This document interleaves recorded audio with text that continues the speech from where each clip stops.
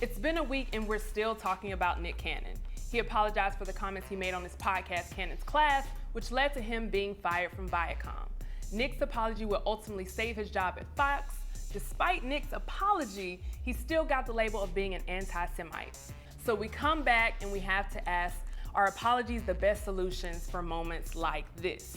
In the studio with me, we have Pierre, Capone, and a very, very special guest, Mr. Shouty. What my name is? Hey. How are you doing? Thank you for joining us today, by Yes, the way. I'm blessed. Yes. Absolutely. So I want to dive right into it. I know you were actually on Wild 'N Out, so you know you're around Nick Cannon. So first, let's talk about how do you feel? Do you feel that Nick should have apologized, and being able to apologize, is that necessary? Wow. It's tough because all of us are affected by what happened.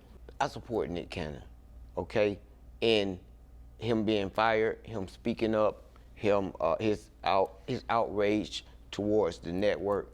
You know, Nick has helped me so many times. Nick has went to bat for me. I can remember times on the set when they would do things like backdoor Nick. So even when I first got there, and they was like, "Hey, shout out, right? This gonna be your last show for the season. You wanna do warm-ups to take you out?" And I'm like, "Okay, yeah." And I went and did it and killed it. And then Nick walking down the hallway, see me filling out my paperwork. He like, "Why you doing paperwork? I at least want you for 2 or 3 more shows." I'm like, "Well, they told me this was my last day." And Nick went and Nick put me on the shows. When the pay was not what Nick told me, Nick went and straightened it out. So Nick has always went to bat for me. And so I really have to support a brother. But what I don't support is, I don't think he should have apologized. And even the rabbi in the video said, "I told you not to apologize," because it just makes you seem like you're flipped back and forth. Nick had already been a poster boy, and he was doing a great job with bringing black comedy and single-handedly saved black comedy from reality shows, because that's the only thing we had was Wild 'N Out. To grab a young base, to feel to them, to bring them to comedy, before they know what comedy is. So he definitely is a powerful guy. I didn't know that the paperwork was like it was, but hey, I saw Nick Cannon speak on the wrongs that had been done to him by the network. And when I see him, he say, "Well, they've been mistreating blacks forever, and they've been giving me a raw deal and underpaying talent," and he's speaking out on it. I just wish he would have spoke out when we was getting those checks. And I it's just so much, it's really sticky. I just don't think that he should apologize, because you can't support, and it makes me hard, because you can't support 2 different things. You either support what he said or you support the apology. And that's where I'm stuck at. But like I said, Nick has always been a nice guy. I would never thought that he would be in this position. But hey, this 2020, and anything is possible. Should he apologize? No. There's people are looking at him crazy. I remember the first night Nick called me and said, "Hey, I want to get you on my show." And I had never watched Wild 'N Out. And I went to go trying to scramble and watch. But Nick keyed in on me because I was doing my thing in videos and stuff, and called me up, and he's been that guy. If you're in a position right now and you got people that you are over, please, if you see something wrong and you don't agree with things, do not be silenced, because they will get rid of your ass like they got rid of Nick, and you won't even be able to help nobody. So Capone, I want to throw the ball in your court. I know we kind of touched on it a little bit, but what are your thoughts, especially after hearing a little bit of insight? You know how I feel about that. And if you don't know, I'll just make it clear. Apologies don't mean nothing. Shorty said it very well. It shows that you flip-floppy. Somebody done put in your ear, "Well, you're going to do this and do that." No, speak from your heart. If they treating you unfair, if you're being treated unfair, you know what? A job is a job. And if they got the power over you to change who you become or who you are, and your apology, what is an apology? I mean, Pierre put it very well the last segment. I don't feel like I should apologize for something that I meant to say, or that is definitely going on. And I feel bad that, like Shorty said, there's a lot of people who are suffering from it with a job, but hey, I'm not everybody's keeper. You know, we did what we had to do, you learned the lesson, and now you take the throne and do what you gotta do for yourself. Don't keep putting all that pressure on that man.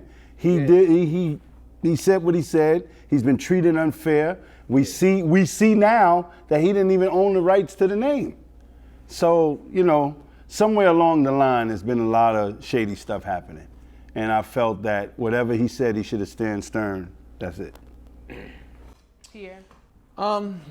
What would we say if a white man said the reason there's not that many black fathers in the home is because they're uneducated and they're lazy?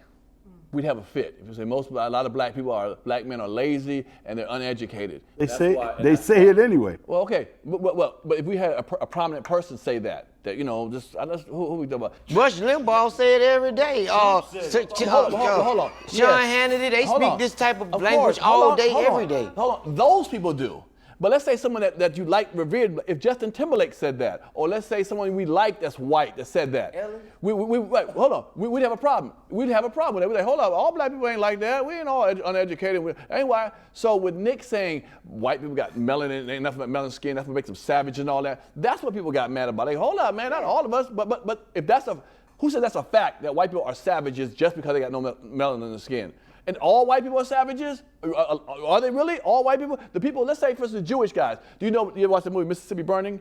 There were two Jewish guys and a white black boy went down and tried to fight for the rights of black people to vote and for segregation. Mm-hmm. Are they savages too? Or we just happen to get the lucky too? So you gotta be careful what you say. So if Nick Cannon said something that he didn't think was deemed right correctly, we could say stuff and accidentally say like, man, I shouldn't have said that. I don't mean it like that. And then you apologize for that, I'm okay with that. If that's not what you meant to say exactly, because you get caught in the heat of the moment, like you could be arguing with your girlfriend. Yeah, bitch, you call me a bitch? Like, well, I don't mean bitch, I'm arguing right now.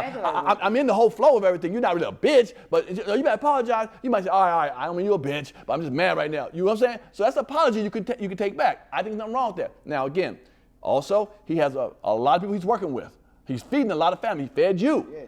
Now, if he's going to lose all those jobs because he shouldn't apologize. If you're cool with losing, not going and your career going further or whatever, and Wild Out, they cut the first season out, you would never get another chance, or other shows he has, there's a lot of people he's supporting, man. And apology doesn't make him a less of a man. I got a little more respect for him. He said, you know what, man, I said the wrong things, bro. I didn't mean everything I said. Let me back up on some of the stuff. I'm okay with that. I'm okay with that. If he feels that, because how you know, hold on, do you think he didn't mean, he don't mean to apologize? You think he's still saying, yeah, all white people are savages, y'all? No, this is my thing though. Okay, no, you're right. I do. I commend him for apologizing, but okay, he apologized because he felt like he hurt a community. He felt like he said, I don't want to hurt these people. I don't want to hurt these people. Or misspoke, and you should. But, you know, it's like him getting a rabbi and doing all of that. It's like he was trying to get an apology out of that community, and the rabbi wasn't hearing it. The rabbi, every time he got a chance, he would agree with Nick to disagree. Right. And Nick would get all hyped like he finna. That rabbi don't got 100 people working behind him because you see, he got a chance to stay on Fox. Here's the funny thing about it. Let's say he didn't apologize. He said, that's right, you savage ass motherfucker, y'all savages. Okay, then all his endorsements, everything goes away, and 3 years from now, you get on the subway, and this nigga on a box, on all black, like an Israelite, and the speaker, stay proud of yourself. Y'all walk by like, this nigga done fell off, man. Damn, he done fell off. Nick done fell off. We clown him for that. Yes. But you have Duval that made a comment and didn't take it back. Duval ain't got a career in him. Who's supporting Duval besides his fan base? His fan base is that. He ain't got no corporate sponsors. Let some corporate sponsors be paying him $5 million a year, and let's see if Duval says fuck that corporate sponsor. Let's be real. Bill Gates has been working closely with South Korea in order to develop a vaccine for coronavirus. Gates says the pharmaceutical company he's working with could produce 200 million vaccine kits by June 2021. Back in May, Gates Foundation gave $3.6 million to SK Bioscience to continue the development of the vaccines. King Batch posted an interview of Gates on his Instagram where he addressed concerns of vaccine side effects. The caption read, "I remember when I told my first lie." That video was reposted by Formula One race car driver Lewis Hamilton. In the video, the interviewer asked Gates if the vaccine was safe because according to Gates, none of the current vaccines will work with a single dose. After the second dose, at least 80% of patients experienced side effects. In a separate interview, Gates and his wife, Melinda Gates, would go on to recommend that after healthcare workers, Black people should be next in line to receive the vaccine. So how do we feel about billionaires wanting to make these type of decisions? Pierre, I'm throwing it to you first. How? Are we saying that Black people cannot control themselves? That's what I'm gonna say. We are easily led. We're sheep. This is not a mandatory take the medicine. It's offered to us first. If you don't want it, it's okay. The Tuskegee one, they made them take that. So it's a different one, no comparison. So they're offering and saying, Black people, you want it?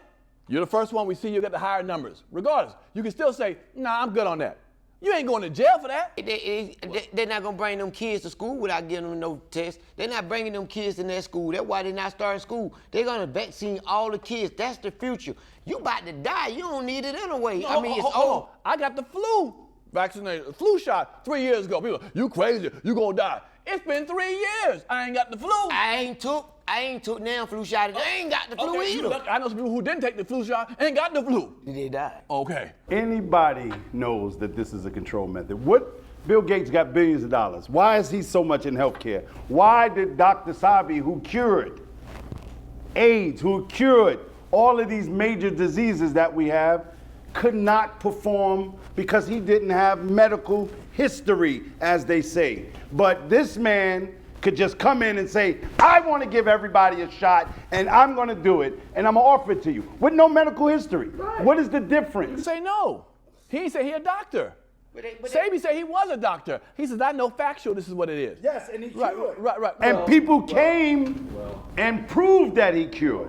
So you gonna take it. So you gonna take it. Exactly, huh? You gonna take it. You damn right I am. I'm taking it right now. Give it to Mr. Daddy Gates. Go on, drink. Go on. To give him 2 shots of COVID. Yes. Let me tell you something. I'm not taking nothing so new. You hear they recalling baby powder now.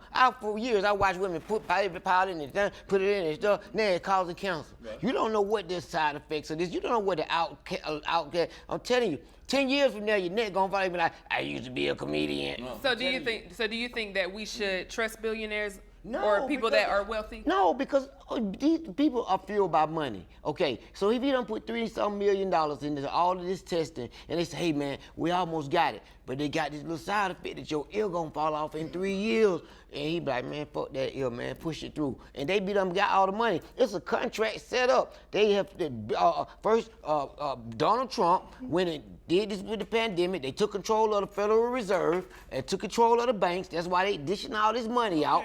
And then they say here they done went. They already made a deal. How the hell you gonna order for $500 million, pre-order? They done pre-ordered the motherfucker. It ain't even finished. Do you understand? Viagra is on the inside, can give you a heart attack, and niggas still take that. What was Viagra created for? High blood pressure. Exactly. It was a mistake that it found out what it does. It doesn't matter. It still tells you, even with high blood pressure, you take this, you can get a heart attack. Right. And you have high blood pressure, people still take it. So a lot of medicines have side effects. You know those side effects. Okay, so we don't know what's going on in these shots. COVID just got here this year. How the hell they about to have a doggone? Come on, man. No, hold on. You talk about the side effect. You say we got a side effect. You take shit that take side effects too. Look at all the medicine you look at some of it. Watch a commercial. When you hear them start talking fast, blah, blah, blah, blah, blah, blah, that's the side effects right there. And you'll still take it. So you trust Bill Gates with your life? Hold on. I trust Tylenol. I trust Viagra, Cialis. I trust a lot of people in my life. You trust people with your life. Let's not act like we don't trust. We are the only one to trust ourselves with our life. You trust stuff. You open up a bag. You get on a plane. How you know that pilot ain't gonna crash that plane? You don't know that. Do you trust him? This week, Meg Thee Stallion went on Instagram Live to open up about the night she was shot. For those unfamiliar, on July 12th, it was reported that Megan was shot in the foot after coming from a party at Kylie Jenner's house. Rapper Tory Lanez was with Megan, and a few days later, it was reported that Tory was the one who allegedly shot Megan. Megan had mostly been silent on the incident, but she did have a few words for those who had been making jokes about the shooting. Dre Michelle jokingly said that Megan and Tory have a Whitney and Bobby relationship. I want you to like me so much that you shoot me in the foot. Chrissy Teigen retweeted writer Neil Scoville when he said, "I have a Charles Manson joke and it kills." Teigen responded by saying, "I have a Megan Thee Stallion joke, but it needs to be twerked on." These were just two prominent names out of the many that joined in on the jokes. There has been a meme going around comparing the shooting to the scene in Harlem Nights where Eddie shot Del Reese. On July 17th, Meg tweeted, "Black women are so unprotected, and we hold so many things in to protect the feelings of others without considering our own. It might be funny to y'all on the internet and just another messy topic for y'all to talk about, but this is my real life, and I'm real life hurt and traumatized." Based on what's been going on, are Black women most unprotected group in society? I want to start with you, Capone. Do you think Black women are the most unprotected group in Yes, society? I do. Yes, I agree with that wholeheartedly. And I don't want to say it's their fault, but they contribute to it as well. You know, just hearing multi-Black women say, "I don't need no man," or, you know, "I got my own money, I do things," and the way that they belittle men kind of puts them out there as a target sometimes, because when you don't cherish some of the things that are a necessity to you in life as far as love and appreciation towards each other, you kind of put yourself out there. And I think a lot of Black men, we go through so much with trying to protect, and then you got to be in the streets or you got to be at work and you deal with so many things, and you come home to a person who just makes you feel, but you ain't shit. That's the way I feel about it. What are your thoughts? I think that the Black woman, I kind of agree with Capone. I think Black women, I think they are unprotected, but I think they're most naive. I think it comes out of being naive. Black women go for things that they know they should be going for. I mean, you got to live in real life. If you got a rapper boyfriend with a Rolls Royce and $16 million and 16 gold chains, he's not going to be faithful to you. The odds are you're gonna get cheated on. The odds are that he's gonna be a certain type of way. Now, there's good guys out there, but it's 1 in a million. But y'all set y'all stuff up every time like y'all got this golden guy and he don't even come home at night. And then you wonder why you're hurt, or you know, you wonder why you're getting mistreated or you're getting cheated on. It's because you got to go for realistic goals.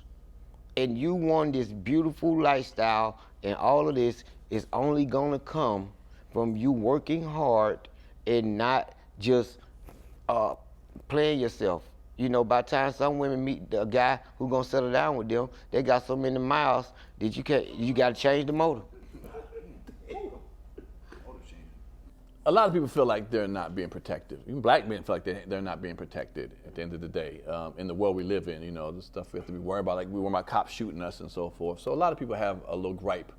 Women, you know, are on the next level. So yes, I believe that they aren't being protected. And I agree with what the gentleman said. A lot of times, it's the positions they put themselves in. Now, there are some women who are in a better position, who, let's say yourself, you know, you don't take BS, you don't put yourself in a lot of bad positions. You carry yourself a certain way. So you're going to be protected a little bit more because you're not going to take certain things. But if a girl's twerking and, you know, sucking for money and doing too much extra, she's not going to be looked at as a classy queen to protect her. Unfortunately, I'm sorry. Yes. Now, it may look bad for you. You might hate that you want to lump all Black women together, and I understand that as women. But when some sector of the Black women don't conduct themselves like a royal queen or something like that, then men are gonna look at it like, oh, she don't care about herself. Mm-hmm. So our mentality is like, well, fuck it, you know. I'm gonna grab her ass. You know, she got it out. And that's where I'm gonna actually interject, because that's not true. So as a Black woman, and I'm gonna get into it, as a Black woman on this panel, it is very disheartening to hear two separate things, that women, yes, we're unprotected, but then y'all go and say, oh, well, it's the Black woman that's naive, or the Black woman that puts herself in position, or a Black woman that carries herself as a queen. I grew up and was raised to carry myself as a queen. However, I have been in situations where I didn't put myself in that situation. Mm-hmm. I have father figures who have molested me.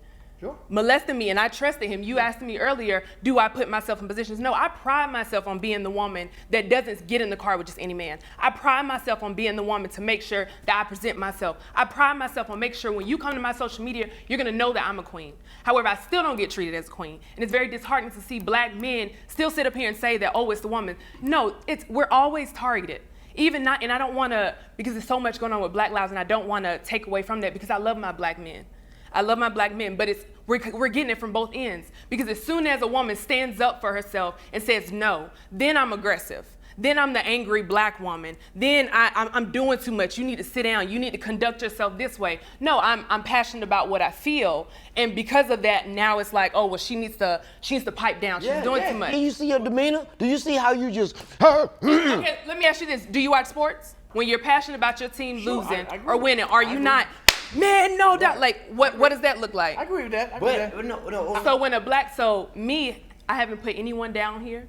I haven't said anything wrong. All I did the same way when you got passionate about certain things, I move a little bit. Absolutely, that's the sway of a black woman, and I appreciate it, and I take hold of that. There's no problem with that. There's no problem with you being passionate. The thing is, because you just mentioned because I'm moving and I'm saying, look at how I changed. Absolutely, because I'm passionate about what I'm tired of seeing my black women be unprotected and continually told, oh, you need to. Hey, that's what you need to take that tone with. You need to walk up in strip clubs and say, with that same energy you got, young lady, you need to put on your clothes. You got kids at home. These guys don't respect you. They don't give a damn about you. That's what you need. Because when you come at a man like this, then you put him at and then there's no room for conversation. So your ego is hit at that point because all I'm doing is stating facts.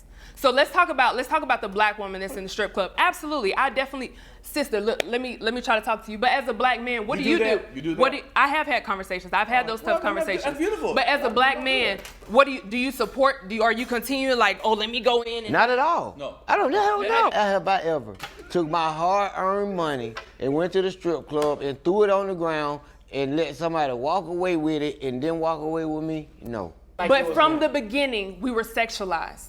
So then as I grew up, I made the choice, okay, I'm gonna I literally used to hide my lips. Like I don't want anybody to look at me. But as a young child, different people process things differently.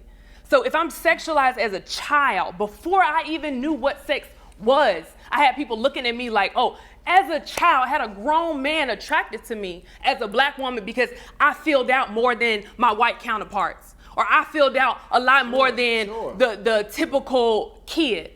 That doesn't mean that I put myself in that situation. And most young black women, they are molested and raped. And sometimes you handle it differently. Luckily for me, I took that and I want to use that as encouragement for young women. But some women, but I'm not asking for anybody to feel sorry for me. Well, I just want to make sure that I'm putting it on the table to let you know that it's not always the woman that's presenting herself because you don't know what that black woman went through. All I'm asking is that in a room on any platform is that step up for us every now and again. Stop in the fake lips. Stop in the fake lips and fake titties and fake ass. Stop doing that. Stop sexualizing yourself. Stop sexualizing yourself in front of men wearing short. No, hold on. No, hold on. Not her. I didn't say her.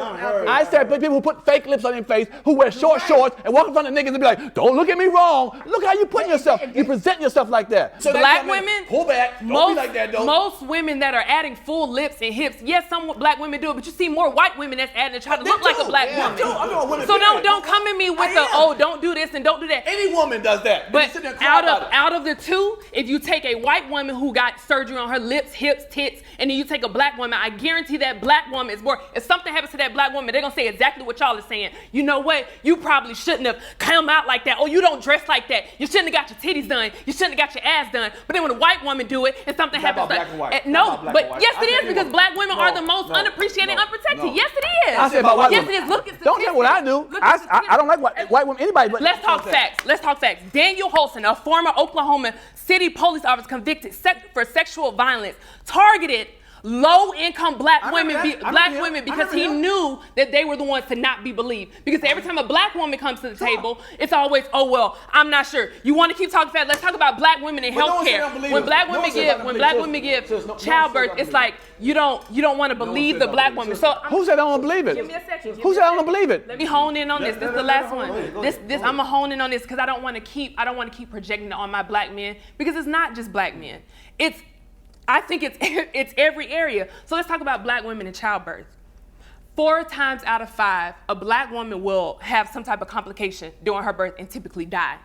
Why? Because black women were looked at, oh, we're strong, we can take more than this. She said this hurt. Yeah, I don't. And these are facts. These are facts reported by these are facts. Okay. That black women in childbirth die more because she's looked at as the stronger one.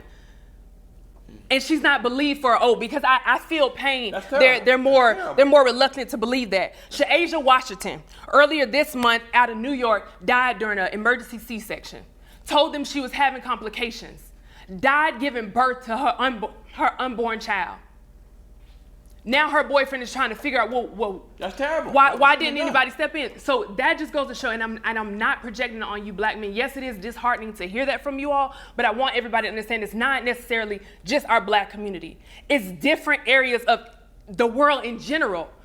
In general, black women are not protected. Nobody stands up. I'm not saying nobody. Some people do. Listening to you today, and okay, so I try not to be one-sided. Right. I try not to look at things from one way. So,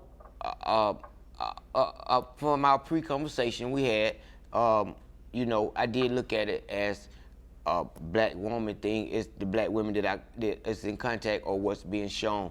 But you said something very important, and it really hit home, and it really hurts me that these young black kids, women, these young girls, teenage women are very at risk of walking home from school, from carrying on, walking around the corner in the grocery store from their mom because of the way men look at women. And your big voice, what you just blew up and came with, passionate. Your mission should be trying to save every little girl out there, to let them speak their voice, because I wouldn't even feel right saying what I was gonna say to combat you, because it's just like racism. It's just like racism that we go through. It starts when we are innocent, and it grows into where we're an adults. But what we have went through as a child when we are innocent shapes our life and controls the way we act. I apologize for what happened to you, but that's why you have a big voice and you're able to be very passionate about it. And I just, I want you to always direct that energy toward the good, toward screaming at these women and trying and not coming off as an angry black woman to everybody. But it's our job as men to make sure our men don't look at them as sexual situations. So we got to work on, we got to work on the men to say, hey, just because she got short shorts doesn't mean that. A lot of people have to realize this. The perverts, the uncles, the cousins. Children are not protected more than black women. Yes. These women go and let their kids stay with their uncle, or let them, I don't want my child with nobody. And I've been that way since I've been a father. And so, not to say that any of my kids that I know of experienced it, but at the same time, that was something that you protected.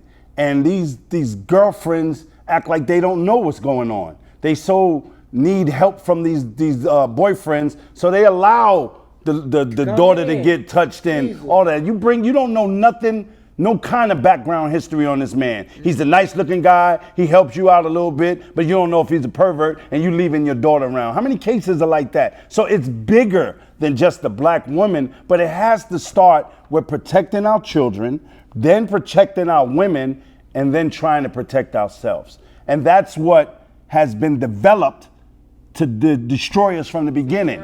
Because if you had to have welfare or any kind of government help, you had to separate from the man. The man, that's the number one rule. The men cannot be in the house. So all of these things that are taking place to devour us as a family has been done. And then the sexual come in there. Then the uncles and all of this shit that been in jail. You have to really pay attention as a man to your family. That's where the protection comes from.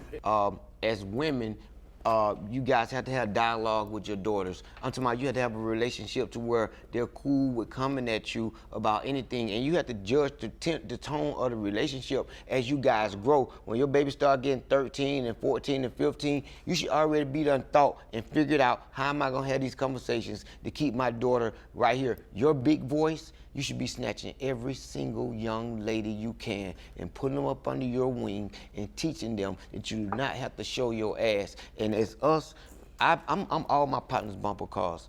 You're not gonna cheat around me. No, if you came with me, you're gonna go home. Like I preach it and I drive. I be like, man, that ain't the way you treat a woman. I'll say this: it's a matter of respect. It really comes down to respect. Respect everyone. Now, when it comes to black women, if they feel that way, and I can see easily why they feel that way, because we don't respect them. No matter if other ones don't act like they want respect, we gotta respect them even when they don't want to be respected. So when they act a fool, we still gotta show them some respect. So make sure that if we're in surroundings of grown folks, grown females, fellas, black men especially, protect that sister. Absolutely. And I want to thank y'all for that. That is definitely, that's warming to hear and to see. I also think it is important to have these conversations. So I definitely think, behind closed doors, take care of things where you need to take care of. But when you're on a platform and you're having these type of conversations, stand up for that black woman. Thank you for watching this week's episode of Comedy Hype News. I wanted to take this time to acknowledge that these topics are touchy, but definitely necessary. It is also necessary that we continue to seek justice for Breonna Taylor. As a black woman who does feel we are often undervalued, I believe Jonathan Maddington, Miles Cosgrove, and Brett Hampton need to be arrested and charged for the murder of Breonna. Continue to say her name.